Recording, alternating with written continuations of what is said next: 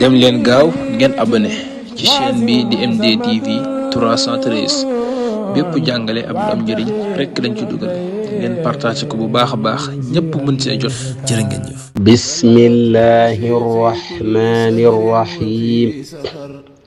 alhamdulillah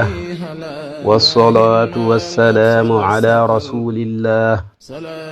jërëjëfate Sëriñ Tuuba radiyallahu taala anhu wa nafaana bi barakaatihi amiin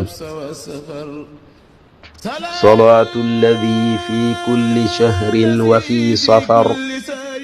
xamaani ala maahin mahal xabsa wa safar. assalaamu aleykum wa rahmatullahi taala wa barakaatu. mbokki taalibe yi ñu dikk ak yéen ci seen yóbbulu safar. màggal gi ñu dégmal sëriñ bi mi ngi jóge woon ca Mbàkke Baari Jolof ci atum jay sachin muy 1313 tombeek le 10 août 1895 ci atum tubaab waaye tombe woon ak ci atum wolof atum hijriya junni at ak ñetti téeméer ak fukk ak ñett tombe woon ak fukki fan ak juróom-ñett ci weeru safar màggal gi ñu dégmal nga xamante ni bi sëriñ bi dem gi lay màggal te bi muy dem xam ne ne ay nattu lay fekk waaye fa mu jógee woon nag mooy Mbàkke Baari mu tombe woon ak dat boobu ba mu fay jógee keroog fekk yónni woon na maam Ceerno Birahim rakkam ne ko lettre bii ma la jox sa loxo ak loxol borom Ndar bu mu jaar ci keneen maam Ceerno def ci ak njàmbaar ci tënk ba ni salli ala Muhammad salli ala Muhammad salli ala Muhammad. suba teel mu fekk sëñ bi génn ci jàkka ji mu ñëw sëñ bi ne ko dara matumaa wax xam naa lépp waaye duggaatul ci kër gi moom ku tedd ki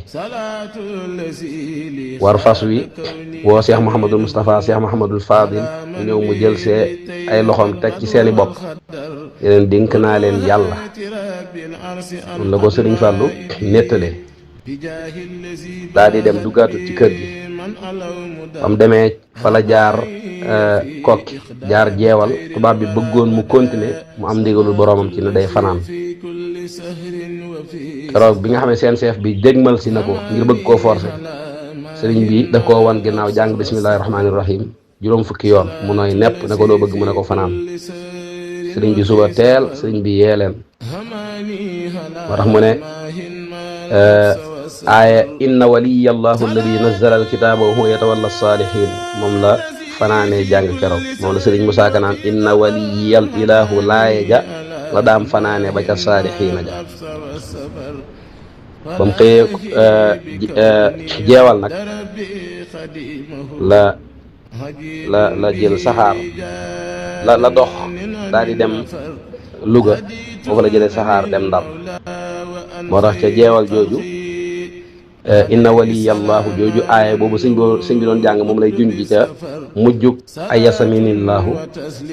naajaytuhu bi yaa nasiru yaa wali kafaytani iblisa inda jeewali ay yasaminillahu inda jeewali iblisa id naadaytuhu bi yaa wali kon ñu ngi tënk foofu